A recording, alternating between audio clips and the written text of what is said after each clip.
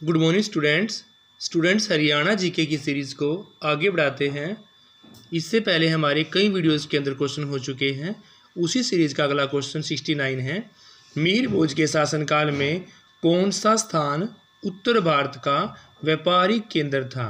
ये क्वेश्चन पहले उल्टा पूछा गया था, लेकिन अब इस तरह से पूछ लिया गया है कि भी मीर भोज के शासनकाल में इन चारों स्थानों में से उत्तर भारत का स्थान पूछा गया है जो व्यापार का केंद्र था, तो वो है पेहेवा। पेहेवा ऐसी जगह है, ये उत्तर भारत के अंदर है, कुरुक्षेत्र के अंदर है, और ये घोड़ों के व्यापार का केंद्र रहा है। किसके शासनकाल में रहा है? मिहिर भोज के शासनकाल में रहा स्टूडेंट्स। नेक्स्ट है, किस पुराण की कथा के अनुसार राजा कुरु ने द्वैत वन में हल चलाकर कुरुक्षेत्र को आबाद किया था।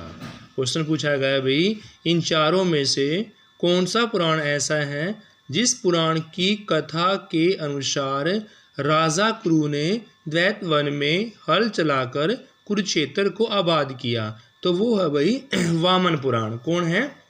वामन पुराण की कथा के अनुसार राजा कुरु ने दैत्य वन से हल चलाकर कुरुक्षेत्र को आबाद किया।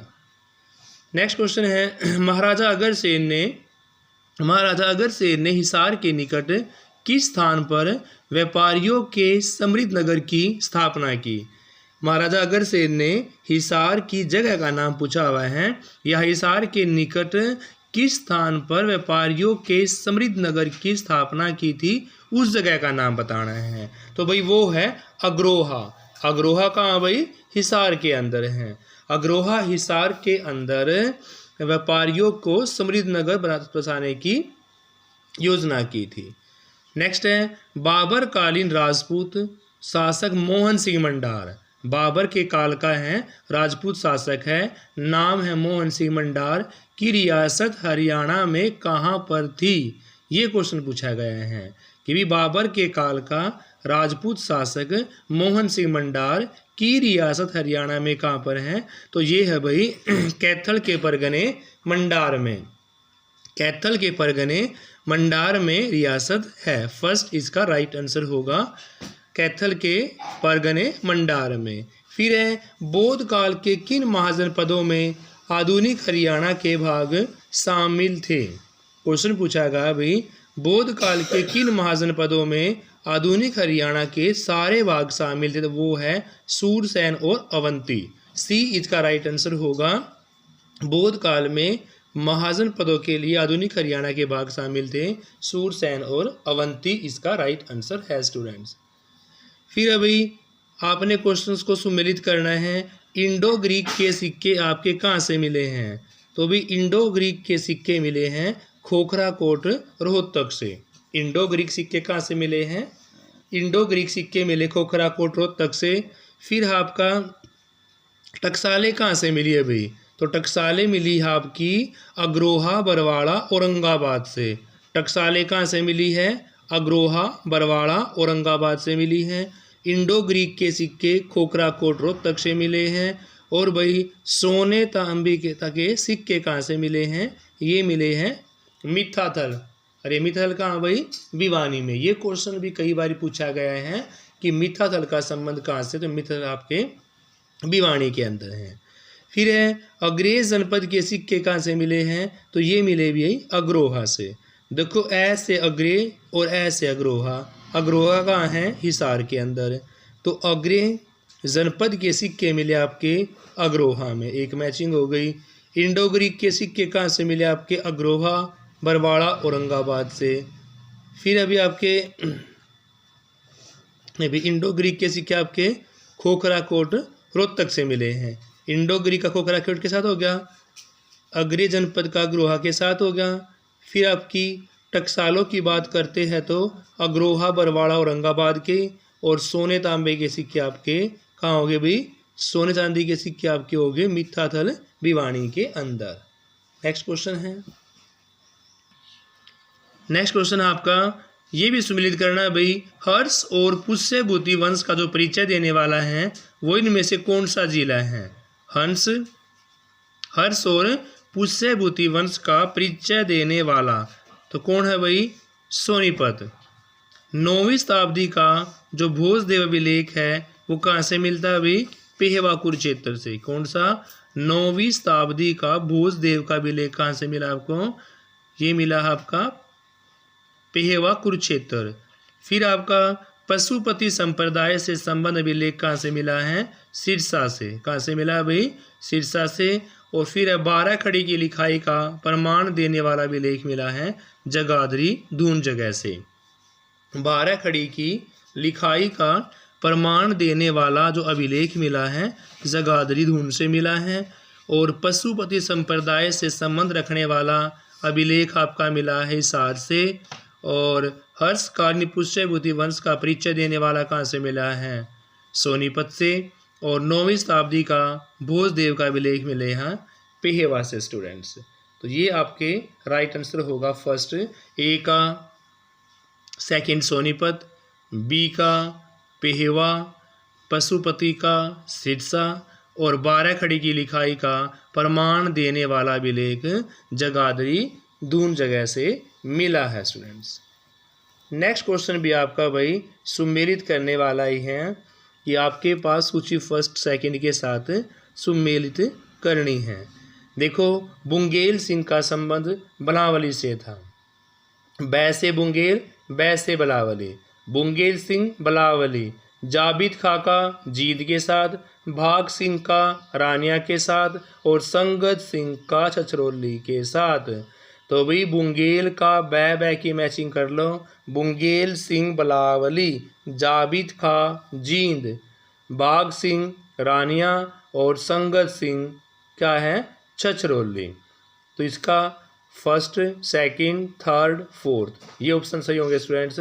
बुंगेल सिंह का बलावली, जाबित खां का जींद से, भाग सिंह का रानिया से और संगत सिंह का छछरौली से है स्टूडेंट्स। नेक्स्ट है बलराम की मूर्ति किस स्थान से प्राप्त हुई है? भाई बलराम की मूर्ति जो है इन चारों में से किस स्थान पर प्राप्त हुई? तो बलराम की मूर्ति रोहतक से।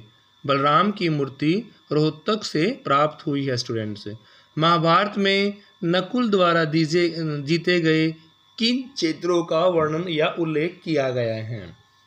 क्वेश्चन पूछा गया भाई, महाभारत में नकुल के द्वारा जो जिसे जीते गए उन क्षेत्रों का उल्लेख कहाँ है या उन क्षेत्रों का नाम क्या है? तो रोहतक और सिरसा ऐसे क्षेत्र हैं जो महाभारत में नकुल के द्वारा जीते गए थे। रोहतक और सिरसा इसका राइट आंसर होगा, जो महाभारत में नकुल के द्वारा भाई जीते गए। हरियाणा में एक सिंधु स्थल से एक मुद्रा प्राप्त हुई है। हरियाणा में एक सिंधु स्थल से मुद्रा प्राप्त हुई है जिस पर विचित्र पशु अंकित किया गया है, जिसका धड़ सिंह की तरह है, सींग बैल की तरह है। तो वो कौन सा है? हरियाणा में एक सिंधु स्थल से एक मुद्रा प्राप्त हुई है। हरियाणा में एक सिंधु स्थल मुद्रा प्राप्त हुई है जिस पर विचित्र पशु अंकित किए गए हैं, जिसका धड़ तो सिंह की तरह है और सींग जो है वो बैल की तरह है। तो उनमें से कौन सी जगह है भाई वो? तो सैंदव स्थल से पूछा गया है, तो वो आपका बनावली है। बनावली कहाँ है? हिसार के अंदर। बनावली हिसार के अंदर है। फोर्थ इसका राइट आंसर होगा स्टूडेंट्स। रामायण श्लोकांकित जो है किस स्थान से प्राप्त हुए हैं? तो रामायण के श्लोक अंकित की आपके नचार खेड़ा। नचार खेड़ा कहाँ भी? नचार खेड़ा भिवानी के अंदर है। नचार खेड़ा भिवानी के अंदर है, जहाँ रामायण से जो श्लोक अंकित किए गए हैं वो प्राप्त हुए हैं। रामायण के श्लोक अंकित किस स्थान से प्राप्त हुए हैं? तो वो प्राप्त हुए हैं नचार खेड़ा। क्वेश्चन ये भी पूछ सकते हैं भाई, नचार खेड़ा कहाँ है? नचार खेड़ा कहाँ है? नचार खेड़ा भिवानी के अंदर है स्टूडेंट्स। नचार खेड़ा भिवानी के अंदर है। महाभारत के नकुल दिग्विजय शीर्षक में किस स्थान का वर्णन प्राप्त होता है? तो महाभारत के नकुल दिग्विजय शीर्षक में रोहतक का। महाभारत के नकुल दिग्विजय शीर्षक में रोहतक का वर्णन प्राप्त है स्टूडेंट्स। सी इसका राइट आंसर होगा, रोहतक। नेक्स्ट है किस स्थान से योद्धे गणराज्य की मुहरें प्राप्त हुई हैं? क्वेश्चन पूछा गया अभी इन चारों में से उस स्थान का नाम बताना है जहाँ से यौध्य गणराज्य की मुहरें प्राप्त हुई हैं। तो यौध्य गणराज्य की मुहरें प्राप्त हुई है कहाँ से भाई? नौरंगाबाद। नौरंगाबाद कहाँ है? भिवानी के अंदर। नौरंगाबाद भिवानी के अंदर इसका राइट आंसर होगा स्टूडेंट्स सी। किस ग्रंथ में हरियाणा को बहुधान्य कहा गया है? तो भी ग्रंथ का नाम है महाभारत। महाभारत ग्रंथ में हरियाणा को बहुधान्य की भूमि कहकर संबोधित किया गया है। महाभारत इसका राइट आंसर होगा। अग्रोहा से प्राप्त अभिलेख में संगीत के कितने स्वरों को अंकित किया गया है? तो भी अग्रोहा में प्राप्त अभिलेख में संगीत के 5 स्वरों को अंकित किया गया है। अग्रोहा से प्राप्त अभिलेख में संगीत के 5 स्वरों को अग्रोहा से प्राप्त अभिलेख में संगीत के 5 स्वरों को अंकित किया गया है। फर्स्ट इसका राइट आंसर होगा स्टूडेंट्स। रानी सोधराही किस रियासत से संबंध रखती हैं? क्वेश्चन पूछा गया अभी जो रानी सोहादरी हैं वो किस रियासत से संबंध रखती थी? तो वो थी जींद रियासत से संबंध रखते थे। सी इसका राइट आंसर होगा जींद रियासत। फिर अभी मिट्टी की मोहरें किस स्थान से प्राप्त हुई हैं? हरियाणा में मिट्टी की मोहरें दौलतपुर से। हरियाणा में मिट्टी की जो मोहरें प्राप्त हुई हैं वो प्राप्त हुई अभी दौलतपुर से। फर्स्ट इसका राइट आंसर होगा मिट्टी की मोहरें हरियाणा में दौलतपुर से प्राप्त हुई है। नेक्स्ट इनमें से कौन सा कथन असत्य है भाई? क्वेश्चन पूछा गया है आपके पास 4 कथन हैं तो चारों में से कौन सा कथन असत्य है? फर्स्ट त्रिशु नरेश श्याम वर्ण पुरु वंश से था, तो आपका सही है कि भी त्रिशु जो था वो नरेश श्याम वर्ण के पुरु वंश से संबंध था, ये आपका राइट है। पंचालों से पराजित होने पर श्याम वर्ण किससे मिल गया था? कुरुओं से मिल गया था। पंचालों से पराजित होने पर श्याम वर्ण कुरुओं से मिला, ये भी सही है। फिर श्याम वर्ण की मृत्यु होने पर कुरु क्या बना? शासक बन गया। श्याम वर्ण की मृत्यु होने पर कुरु शासक बना, ये भी आपका सही है। लेकिन असत्य की बात हो रही है तो कुरु श्याम वर्ण से पहले शासक थे। कुरु श्याम वर्ण से पहले शासक थे, ये इसका असत्य कथन है, ऐसा नहीं है। किस क्षेत्र में जाटवा नामक राजपूत के नेतृत्व में इसके भाई जाटवा नामक राजपूत के क्षेत्र के नेतृत्व में 1192 के समय गोरी की सेना के साथ भयंकर युद्ध हुआ था? क्या पूछा गया है भाई? उस क्षेत्र का नाम पूछा गया है जहां जाटवा नामक राजपूत के नेतृत्व किसका था? जाटवा। और जाटवा क्या था? राजपूत था। 1192 के समय गोरी की सेना के साथ भयंकर युद्ध हुआ था, तो वो आपका भाई हास्सी। क्या है? हास्सी इसका राइट आंसर होगा स्टूडेंट्स।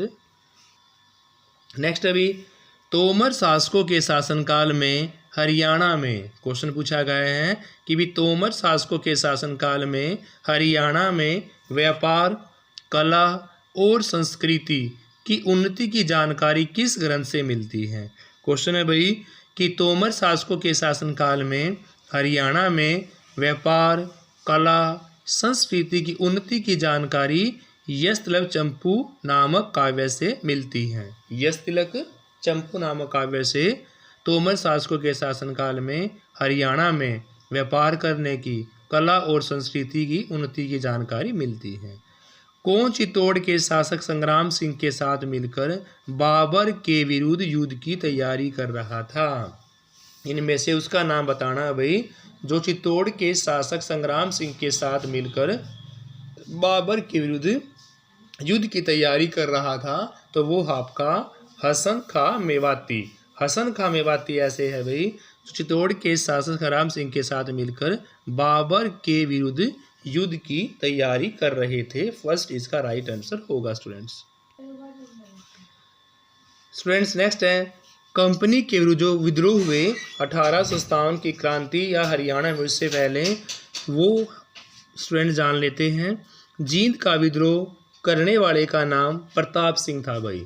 जींद का जो विद्रोह हुआ है वो प्रताप सिंह ने किया 1814 में, क्योंकि स्टूडेंट्स यहाँ से भी क्वेश्चन बहुत बारी 1 नंबर का बनता है कि विद्रोह का नाम पूछ लेगा, कहाँ हुआ, किस सन में हुआ, या भी किसने किया। तो जींद का विद्रोह 1814 में प्रताप सिंह के द्वारा। छछरौली का जोध सिंह 1818 में। जींद का विद्रोह प्रताप सिंह 1814 में। छछरौली का विद्रोह जोध सिंह 1818 में। रानिया का विद्रोह जाबित खां 1818। किसानों का विद्रोह सूरजमल ने 1824 में। फिर अभी आपका बनावाली का विद्रोह यह आपका गुलाब सिंह का है 1835 में। बनावाली का जो है विद्रोह है वो गुलाब सिंह के द्वारा किया गया।